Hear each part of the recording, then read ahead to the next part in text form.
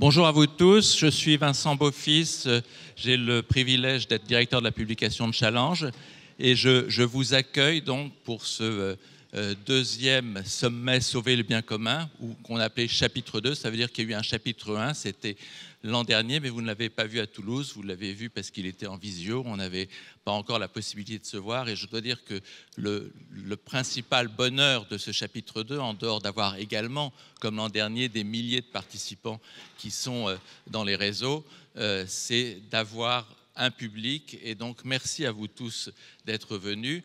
Les joies la présence physique font que vous avez pu voir qu'effectivement, il y a eu quelques tags de bienvenue en arrivant dans cette belle université. Ils n'étaient pas forcément prévus, on doit le dire, mais pourtant, sauver le bien commun, ça devrait calmer les esprits de tous. Nous allons changer de vie, disions-nous dans Challenge, dans ce numéro qui est paru la semaine dernière et dont vous trouvez tous les interviews qui ont été faites, notamment celle de Christian Gaulier, le directeur de TSE, à la fois dans Challenge et à la fois dans La Dépêche. Et Christian nous disait qu'il fallait faire plus, et il l'a fait, je pense, une des meilleures interviews les plus pédagogiques qui soit, et c'est le sens de ce qu'on va faire ici avec tous les chercheurs de TSE, avec toutes les entreprises, qu'elles soient ou non partenaires de ce sommet, avec les chercheurs, les experts, avec tout le public aussi, puisque vous pouvez intervenir, que vous soyez dans la salle ou que vous soyez sur les réseaux, via le chat qu'il y a sur les réseaux sociaux. Et surtout, je voudrais, avant de lui passer la parole, remercier Christian, directeur de TSE, remercier Jean Tirole, son président d'honneur, pour la manière dont on travaille ensemble depuis maintenant plusieurs mois, en tout cas sur le sommet, au moins 2 ans déjà. Et Christian, c'est à toi, et pour ces 2 journées passionnantes où on va voir qu'effectivement nous allons changer de vie, ou comme dit la dépêche que tu as derrière toi, là, notre média associé, climat, ouvrir les yeux. Et bien, nous allons ouvrir les yeux pendant 2 jours. Christian, c'est à toi, et merci à vous tous d'être ici. Merci beaucoup Vincent. Je suis super honoré de lancer ce sommet pour effectivement le 2e chapitre. Le monde est en évolution, les crises sont importantes, elles s'accumulent et elles deviennent de plus en plus fréquentes. Le monde est complexe, on a besoin de science pour éclairer les débats publics, pour aider les décideurs privés et publics pour faire un monde meilleur. Le bien commun est une source exceptionnelle. Nous avons réussi à le développer depuis des siècles dans notre beau pays. C'est non seulement quelque chose à préserver, mais à améliorer encore. Et Dieu sait s'il y a des marges considérables. Nous avons sélectionné avec l'équipe de Challenge un certain nombre de thématiques cette année qui nous semblent particulièrement cruciales, qui nous semblent être des terreaux utiles pour avoir ces échanges entre les scientifiques, les responsables politiques, les responsables des entreprises, pour essayer de construire un consensus autour de ces questions. Et donc je suis très heureux et très excité et je suis très impatient de voir ce qui va se dire d'ici demain midi. Donc bienvenue à tous. Je voudrais, donc au-delà des remerciements que j'adresse à Challenge pour le travail exceptionnel accompli pour préparer ces 2 journées, je voudrais aussi remercier bien entendu notre alma mater, l'Université de Toulouse, qui est représentée aussi ici par notre président Hugues Kenfac, et puis par les autorités politiques locales qui évidemment constituent un soutien indispensable pour construire ici à Toulouse un pôle d'excellence en sciences qui permettent effectivement, et j'espère qu'on va pouvoir le montrer de façon complètement claire et transparente et brillante, que les scientifiques, en particulier ceux de la Toulouse School Economics, mais aussi nos collègues à travers le monde qui vont participer à ces échanges, démontrer que la science est utile pour améliorer la société. Voilà, je vous remercie. Bon sommet.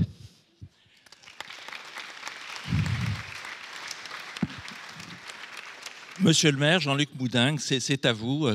Maintenant, je crois que vous allez parler à la tribune, en tout cas, ou comme ça, c'est comme vous le préférez. En tout cas, il y a un pupitre si vous vous sentez plus à l'aise. Merci en tout cas de nous accueillir dans votre belle ville et dans la métropole.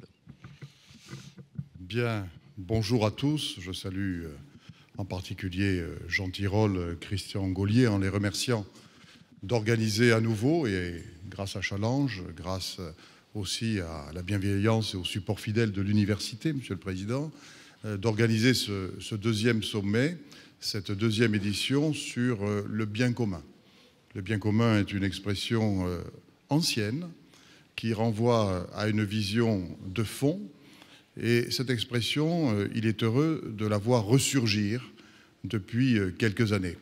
Je pense effectivement qu'elle est porteuse pas simplement d'une tradition de pensée, mais aussi d'une vision d'avenir.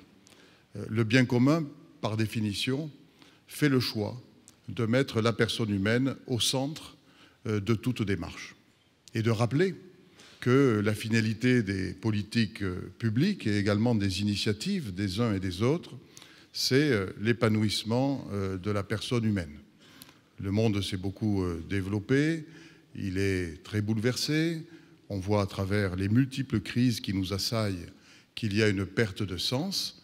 Eh bien, choisir le bien commun comme concept me semble un repère très, très bienvenu et un repère fédérateur, parce que par définition, le bien est fédérateur et l'adjectif commun invite à regarder les choses ensemble. Et je salue la démarche telle que vous l'avez conçue dès le départ, mettre ensemble des responsables politiques, des journalistes, des entrepreneurs, des universitaires, des chercheurs, parce qu'effectivement, c'est ensemble qu'on construira les solutions, c'est ensemble qu'on portera les projets, et cette notion d'être en commun est une notion qui s'oppose à une tendance malheureusement montante dans nos sociétés, qui est la tendance à un hyper-individualisme exacerbé. Comment définir des projets communs où chacune et chacun peut se reconnaître pour asseoir et épanouir ses légitimes ambitions. Vous avez choisi un certain nombre de thèmes qui ont retenu mon attention: la neutralité carbone sans perte de croissance, manger différemment, faire face à la dépendance, qui est un énorme défi dont la société française n'a pas encore pris la mesure du choc qu'il va provoquer dans les années à venir, tirer les leçons de la pandémie, le futur du transport urbain, bref, beaucoup de sujets qui nous interpellent et qui appellent des réponses communes. Le choix qui est fait, le choix de fond, c'est de dire la planète est en danger, on en est conscient, il faut accélérer les transitions, il y a urgence. Pour autant, nous ne devons pas nous abandonner à un pessimisme, et le futur ne doit pas être symbole de régression et d'abandon de l'idée de progrès, qui est une idée qui vient du fond des siècles. Et cette idée de progrès, vous le savez, elle porte aussi une autre idée, une idée jumelle, qui est celle du développement.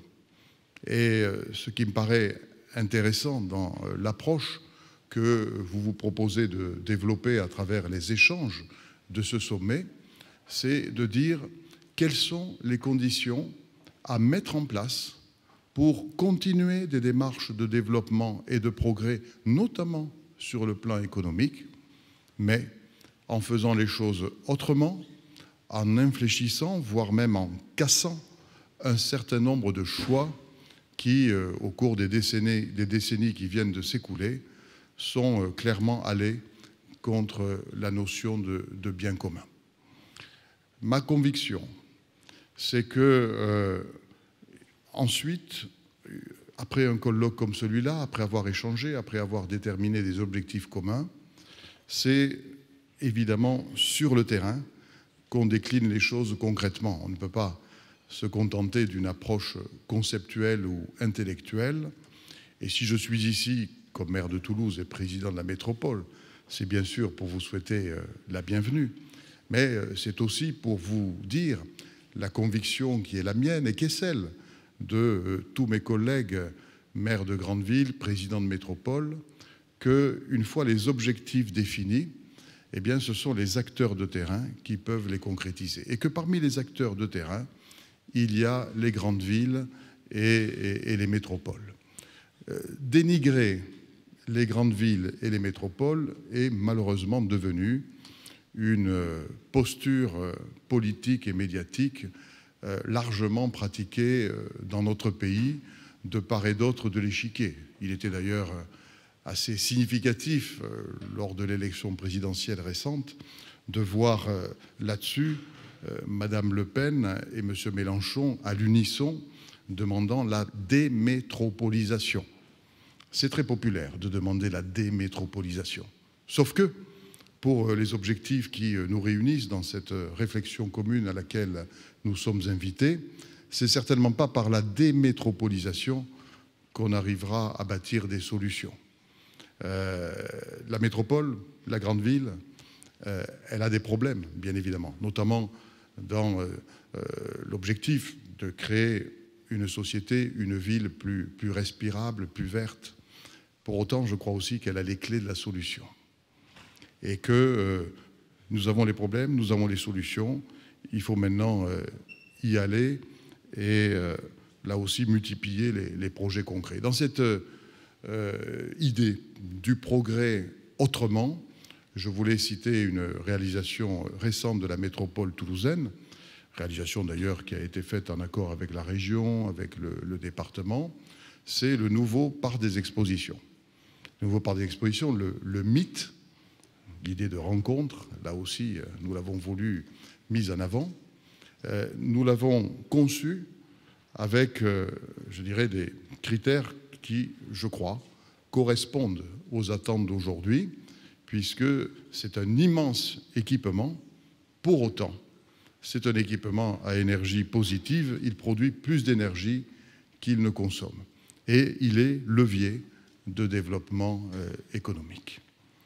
Manger différemment, alors là aussi, c'est une exigence nouvelle et très très forte de nos concitoyens. Et il est significatif que sur les politiques de la consommation, ce qu'on a dans l'assiette, les métropoles et les grandes villes se sont emparés ces dernières années de tous les enjeux et sans développer pour ne pas allonger inconsidérablement mon propos, ici nous avons mis en place et nous développons des coopérations avec les territoires ruraux qui sont proches de nous géographiquement. Le but c'est de développer les circuits courts, bien sûr de promouvoir le bio, mais pas uniquement le bio. Là aussi, s'en tenir au bio, c'est un appauvrissement de la réflexion.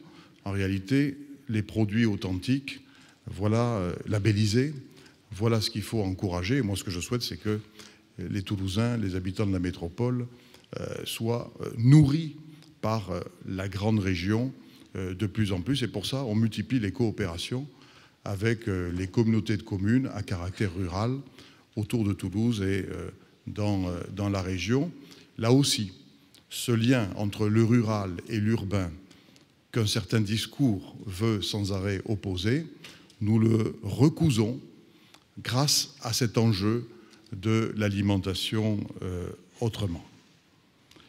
Sur les questions de santé publique, ce qui s'est passé avec la pandémie a révélé que si l'État devait incontestablement donner la stratégie, qui ne peut être que nationale en matière de santé publique, pour autant, pour faire concrètement sur le terrain, l'État n'y arrivait pas.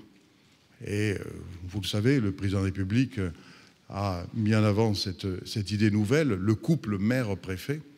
Ça voulait dire tout simplement qu'on ne pouvait pas se passer de l'État, bien sûr, mais que l'État ne pouvait voir prospérer sa stratégie qu'avec un engagement des maires et des élus locaux de terrain. Et je suis certain que sur les questions de santé publique, notre pays devra accomplir rapidement des réformes pour modifier le rôle des acteurs et permettre pas simplement une stratégie nationale avec une vision nationale des questions de santé publique, mais aussi la prise en compte des analyses de terrain, des remontées de terrain qui passent, entre autres, par les élus locaux que nous sommes. À Toulouse, l'équipe municipale que j'ai l'honneur d'animer a pris un engagement assez original. C'est nouveau, ce type d'engagement, par rapport aux engagements des programmes électoraux passés pour des élections municipales.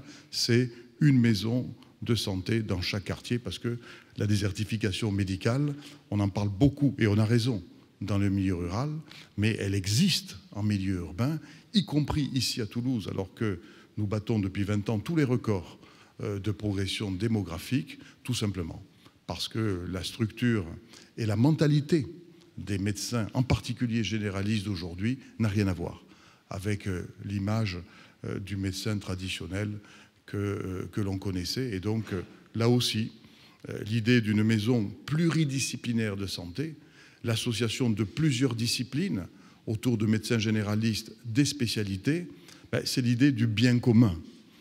On met les choses en commun et on avance avec comme finalité la santé des personnes, la santé près de chez soi. Et puis, un dernier mot, parce que je ne veux pas être trop long, et je crois l'être déjà, veuillez m'en excuser. Sur les questions de mobilité, évidemment, les questions de mobilité, ce sont des questions premières dans une métropole. La métropole, elle se développe. À partir de là, les besoins de déplacement sont considérables. Et sur les mobilités, nous devons tout à la fois investir beaucoup et, là aussi, investir autrement pour infléchir le cours naturel des choses et faire en sorte que nos concitoyens prennent plus souvent les transports décarbonés.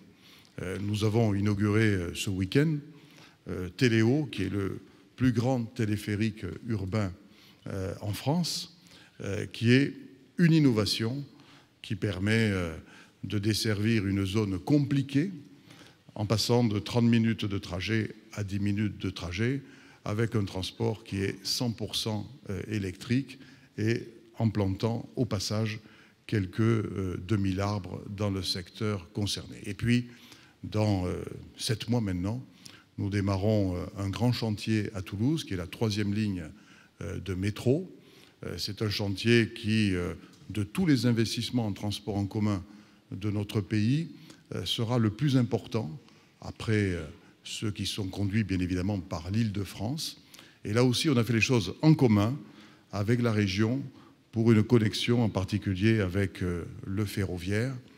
Et cette innovation permettra de supprimer quelques 90 000 voitures par jour de la circulation automobile, d'attirer 200 000 voyageurs par jour sur la nouvelle ligne et donc de participer à la décarbonation des transports des Toulousains. Voilà quelques idées, quelques illustrations toulousaines en vous disant combien je suis impatient de voir les échanges et leurs conclusions, parce que même si on a des projets, on doit toujours les revisiter, les réinterroger, les développer grâce à ce que les uns et les autres apportent comme regard et comme expérience différentes dans d'autres territoires. Je vous remercie.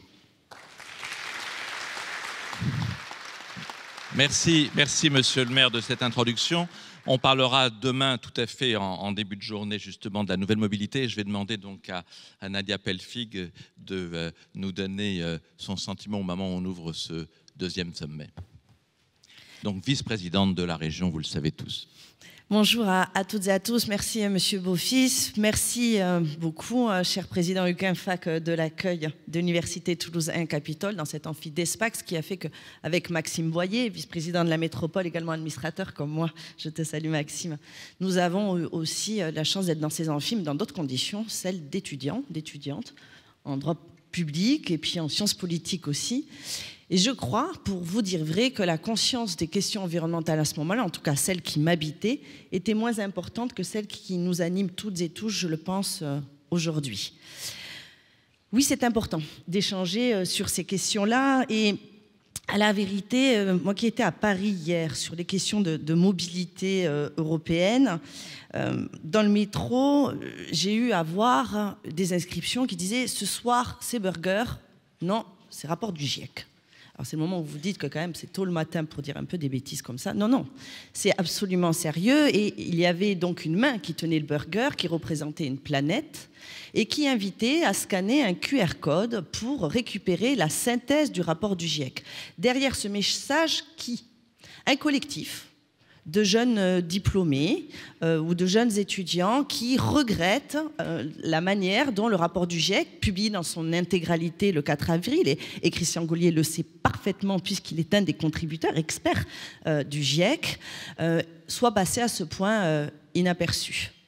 Et demandant d'attirer l'attention, en tout cas d'essayer de se renseigner, de renforcer la connaissance sur ces sujets, au moment où parfois les approximations scientifiques nuisent à la capacité de trouver des solutions collectives. Ce rapport du GIEC, il nous dit quoi? Il nous dit qu'on arriverait à plus 1,5% 10 ans plus tôt que ce qui était prévu jusqu'à présent. Il affirme, pour une fois de manière extrêmement claire, le rôle des êtres humains, de nos activités humaines sur le dérèglement climatique. Il indique que les modèles et les prévisions scientifiques, finalement, sont dénoncés dans leur capacité à être accélérés. Le modèle, finalement, était plus optimiste que ce qu'on constate, notamment au regard de la fonte de la calotte glaciaire. Et ça nous dit clairement que l'humanité vivra de nouveau à crédit au mois de juillet, c'est-à-dire en ayant exploité l'ensemble des ressources naturelles de la Terre. Et d'ailleurs, que si les ressources étaient consommées de la même manière de ce que nous faisons ici, en France, alors le jour du dépassement aurait eu lieu il y a quelques jours, soit le 14 mai.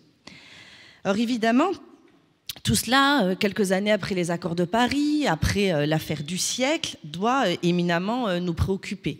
Et nous sommes toutes et tous embarqués dans d'autres réalités du quotidien, les actualités politiques, la vie tout simplement. Et il nous faut souvent nous réarrimer à cette réalité plus violente, moins désirable, pour laquelle, à l'évidence, on doit avoir plus qu'un souci, une action, notamment en pensant à nos enfants, à la préoccupation de cette jeunesse qui nous a démontré, bien avant que nous adoptions le pacte vert, nous en région Occitanie, sous l'impulsion de sa présidente, Carole Delga, en novembre 2020, alors qu'il y avait des manifestations régulières menées par les jeunes. Le pacte vert a fait apparaître, au moment où nous consultions, que dans les 3 préoccupations majeures des citoyens et des citoyennes, il y avait la question environnementale. Et pourtant, vous me direz, oui, mais lors du dernier débat politique, de société, normalement, en France, il a été davantage question de pouvoir d'achat que de planète et d'environnement. Mais parce que souvent, il est opposé la difficulté pour toutes et tous de participer à la transformation du modèle de société, y compris parce que cela exige des contraintes, des sacrifices et que ça représente un coût. Un coût, oui, mais l'inaction écologique est également un non-sens économique. Et il y a d'excellents travaux qui datent maintenant de 2006 de l'économiste britannique Nicolas Stern. J'ai donc découvert avec stupeur, cher Jean Tirole, qu'il pouvait y avoir aussi de très bons économistes ailleurs qu'à TSE, qui a écrit sur le coût de l'inaction climatique, exprimant le fait que tant que nous n'agissons pas en matière d'action publique pour contrer le dérèglement climatique, ce coût-là, d'un point de vue social et sociétal, augmente de 5 à 20 fois le coût pour les conséquences du dérèglement climatique, davantage que ce que nous avions anticipé et contré. Et ce coût, à la réalité, nous pouvons nous en figurer tous les jours. C'est un coût pour les pouvoirs publics, à l'évidence. Lorsque nous connaissons, ici en Occitanie, des épisodes de sécheresse, des épisodes cévenols, quand nous avons nos vignerons qui veillent dans leurs vignes en mettant des braseros pour éviter que les pousses gèlent et que l'ensemble de la production soit détruite. Quand il y a des coûts humains, dans le Gard, dans l'Aude, suite aux différentes inondations, le coût est extrêmement important pour la société comme pour les pouvoirs publics. Le coût de l'inaction, il est aussi important dans son impact économique pour les entreprises. Et il se fait que la pandémie a été aussi un révélateur, un accélérateur de cette prise de conscience, notamment dans les flux qui sont générés par le fait que nous ne localisons pas nos productions. Ici, nous avons travaillé en Occitanie sur une thématique qui est celle du métabolisme territorial. Et c'est quelque chose que je veux promouvoir, c'est-à-dire notre capacité à produire ici et à consommer ici. Mais pas dans une vision autarcique, pas dans une vision de rétrécissement du territoire, mais dans une vision qui permet d'épargner les coûts logistiques et de s'assurer, dans une période que nous sommes actuellement, avec la guerre en Ukraine, des problématiques qui nuisent à nos capacités de produire, de construire, que sont les problématiques liées à la logistique et dont le coût énergie a un impact extrêmement fort aujourd'hui. Avec le préfet, il y a quelques semaines, nous recevions les entreprises du transport et de la logistique. Et vous le savez ici, l'impact sur la logistique, le coût énergie sur ces produits, alors même qu'ils sont transportés, s'applique à l'ensemble des secteurs de la société. Notamment parce que si ici nous avons fait des progrès en matière de réduction de l'émission des gaz à effet de serre, ailleurs sur la planète, aux endroits où il y a une production plus importante, notamment en Asie, ces coûts-là ont explosé. Et il est évident que nous transportons la production de l'Asie en Europe ou en Occitanie, le coût logistique, les risques de rupture logistique comme l'impact écologique sont immenses et à des coûts prohibitifs qu'il n'est plus possible d'accepter. Aujourd'hui, toute inaction en matière environnementale est absolument criminelle. Criminelle pour les modèles de société à venir, criminelle aussi dans ce que ça impacte la vie des hommes et des femmes et leur santé. Et d'ailleurs, l'Organisation mondiale de la santé elle-même chiffre à plusieurs milliards l'impact de l'environnement déréglé sur la santé des femmes et des hommes. Alors face à ça, est-ce qu'il est possible d'agir? Oui. Oui, et je pense ici, en tout cas je forme le vœu qu'ici, c'est la démonstration que nous avons les compétences à agir. Si nous allions la science, la connaissance, celles et ceux qui produisent, les dirigeants d'entreprise, leurs salariés et les forces publiques, nous avons la capacité de bâtir collectivement des solutions. En Occitanie, ces solutions, nous essayons de les accompagner, de les accélérer. D'abord dans la connaissance, en finançant des défis clés. C'est un dispositif qui permet de s'appuyer sur des collectifs de chercheurs pour connaître mieux les phénomènes qui sont aujourd'hui à l'œuvre et y produire des solutions. Je pense à un défi clé qui s'appelle Biodivoc, sur la biodiversité, et qui associe sur un champ interdisciplinaire et qui est piloté par l'Université de Montpellier, plusieurs chercheurs dont la capacité à apporter des réponses et des solutions ou à les préconiser est importante. Quand nous investissons sur le technocampus hydrogène sur la base de Franck Casal, au titre de 35 millions d'investissements, il s'agit pour nous de trouver les modèles économiques, les solutions scientifiques qui nous permettront demain non pas simplement de motoriser des avions ou des locomotives, des tractions de trains à l'hydrogène vert, mais aussi de voir comment on a la capacité de le faire à des coûts supportables. Produire de l'hydrogène vert, nous savons faire. L'utiliser aujourd'hui sur des transports qui pourraient être utilisés de manière massive, nous ne savons pas le faire. Et tant que ça ne sera pas possible à des coûts économiques acceptables, alors ce ne sera pas et ça ne deviendra pas des domaines dominants. Et donc, c'est pour ça que nous investissons aussi dans la capacité à produire de l'hydrogène dans des volumes qui sont utiles et qui permettent donc des solutions efficaces. Ce sont les investissements qu'on fait à côté de Schlumberger, à Béziers, au sein de Genvia. Les investissements, ils doivent se faire sur la science, sur les infrastructures qui permettent de penser demain, sur les infrastructures qui permettent d'atténuer aujourd'hui, même si l'atténuation ne peut être la seule solution. Et dans ces solutions, il y a les infrastructures utilisées par l'ensemble des citoyens que sont les pistes cyclables. Et c'est la raison pour laquelle, alors même que ce ne sont pas dans nos compétences, nous avons décidé d'être en appui de nos collectivités, de la métropole toulousaine par exemple, pour développer les pistes cyclables pour lesquelles nous avons un retard important. Les pistes cyclables, c'est tout bénef pour la puissance publique. D'abord parce que l'investissement est modéré, mais aussi parce que celles et ceux qui conduisent les vélos, ce ne seront pas les conducteurs que nous finançons, c'est vous. Et la force de vos mollets du véhicule assisté d'un point de vue électrique. Ceux qui entretiennent et qui achètent le véhicule, c'est vous. Même si vous pouvez bénéficier des aides des pouvoirs publics, et en l'espèce, la région a décidé de financer non pas simplement le premier vélo, mais le deuxième vélo, pour pouvoir faire le vecteur parfois nécessaire entre le transport public qui embarque le vélo, un TER par exemple, et la dernière jonction vers votre travail, qui n'est souvent pas prévue. Et même, du coup, si vous y allez en vélo, vous ne pouvez pas vous rendre ensuite sur le lieu de travail après la gare. Et donc, il faut penser et repenser les solutions de la puissance publique pour qu'elles puissent être efficientes. Et enfin, parce que nous sommes dans une université. Parce que je crois à ce modèle de l'enseignement supérieur et de la recherche français. Parce que je souhaite que nous continuions à investir. Nous avons un enjeu majeur qui est celui de former les compétences de demain, alors même que nous ignorons 90% des métiers de demain. Quelqu'un que j'aime beaucoup, un jeune issu d'Occitanie, qui a fondé un fonds d'investissement un peu original qui s'appelle INCO, qui se concentre sur les impacts positifs, entrepreneuriaux, environnementaux des entreprises, qui s'appelle Nicolas Hazard, vient de publier un nouvel ouvrage sur les 21 métiers de demain. En réalité, ils sont sans doute beaucoup plus. Mais il nous faut investir fortement. Parce que former demain des ingénieurs sur cette question, ben, ça prend 5 ans. Et si demain, ces compétences ne sont pas là au rendez-vous pour développer de nouveaux modèles de société, alors c'est toute la valeur ajoutée de notre modèle républicain qui s'enfuira hors de nos frontières, hors des frontières européennes dans lesquelles je crois énormément. Donc notre responsabilité, elle s'adresse à tous, aux entreprises qui demain recruteront, à celles qui devront donner dans leur pratique du sens pour qu'une fois formés, des ingénieurs comme ceux d'AgroParisTech Paris, qui ont pris la parole il y a quelques jours, pour dire qu'alors même qu'ils venaient d'être formés, ils refusaient de travailler dans une industrie pour laquelle ils invitaient leurs collègues à bifurquer. Et que moi, je souhaite un autre modèle, où on n'est pas dans une société fracturée, on n'est pas dans une société du contre, on n'est pas dans une société qui oppose les jeunes et les moins jeunes en disant que leurs votes sont différenciés en fonction d'intérêts différenciés. Que nous sommes dans une société où il y a moins ou plus de résignation démocratique qui alimente l'abstention au point où nous l'avons vu sur les dernières élections. Une société qui dit qu'on peut être pour le vieillissement, mais en bonne sensée.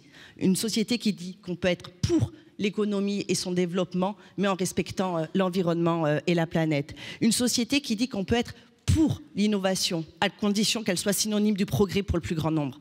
Une société du pour, c'est possible, pour peu que l'inflation n'impacte pas toujours les mêmes que celles et ceux qui ont des salaires qui sont maintenus quand l'inflation est galopante et le sentiment qu'ils aient la capacité de progresser, ou à tout le moins de faire en sorte que leurs enfants n'auront pas une vie plus difficile que celle qu'ils peuvent connaître avec le risque du déclassement social. C'est pour cette raison que nous sommes tous ici, c'est pour cette raison que nous avons le devoir d'agir ensemble. Merci Nadia Pellefig, et pardon de vous avoir pressé parce que nous avons la chance, il ne devait pas être là, d'avoir le président de cette belle université Toulouse-Capitole. Donc Hugues Kenfack, je vous laisse la parole, mais vraiment pour quelques minutes, parce que nous avons rendez-vous à 10h. Non, 3 minutes, pas plus, parce qu'à 10h, on doit retrouver les milliers d'internautes qui suivent le sommet. Et donc, merci de le faire très très court.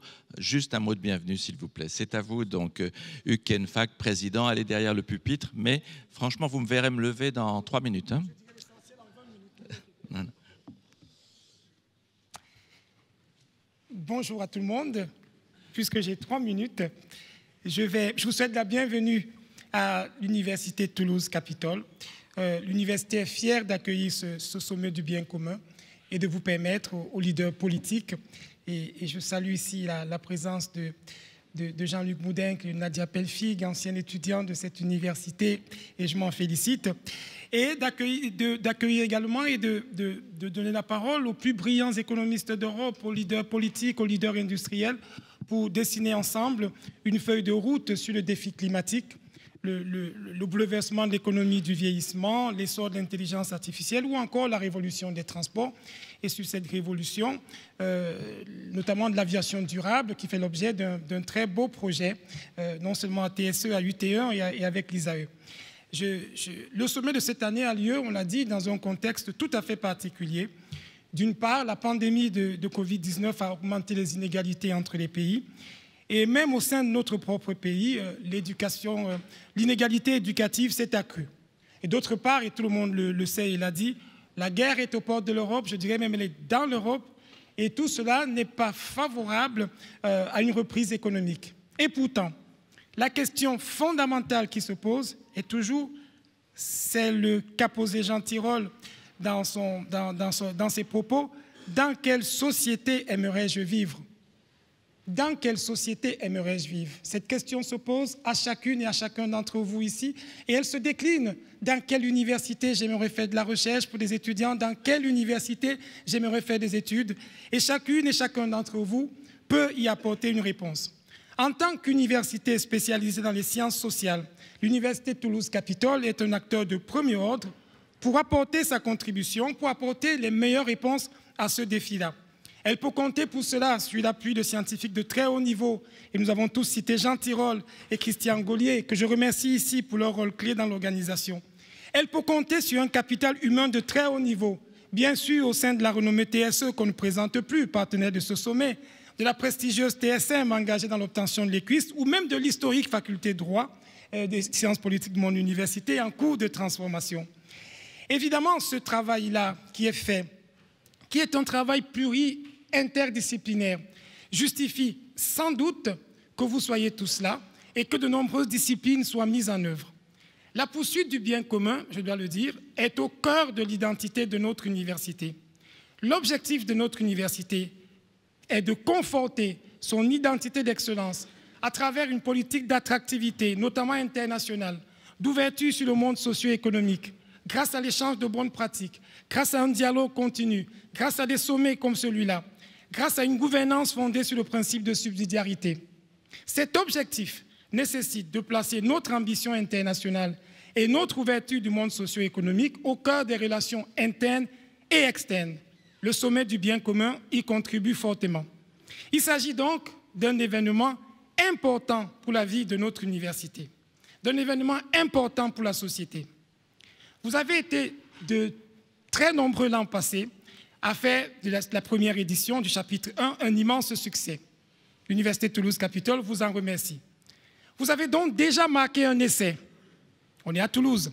Je vous invite donc à transformer l'essai à Toulouse ou en digital pour ce chapitre 2 de ce sommet qui montre que l'Université Toulouse-Capitole fait partie du top 14, pas loin de la première place lorsqu'il s'agit de trouver, grâce aux sciences sociales, les meilleures réponses aux défis des transitions contemporaines. Et pour conclure, et vous faire plaisir, parce qu'un enseignant d'université, il peut parler dans le temps qu'on lui donne, j'anticipe déjà l'année prochaine où vous serez accueillis ici également, non plus dans l'Université Toulouse-Capitole, mais dans l'établissement public expérimental Toulouse-Capitole University, qui articulera toujours aussi bien l'excellence du service public à la française et les meilleurs standards internationaux, bien évidemment au service du bon commun. Donc, bonne journée à toutes et à tous.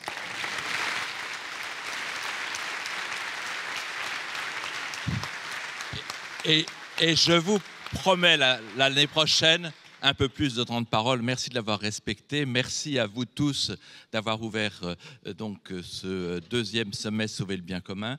Et nous allons avoir dans quelques minutes la première session. Et donc je vais demander aux participants de se rapprocher. Merci à vous quatre d'avoir été avec moi. Merci Nadia.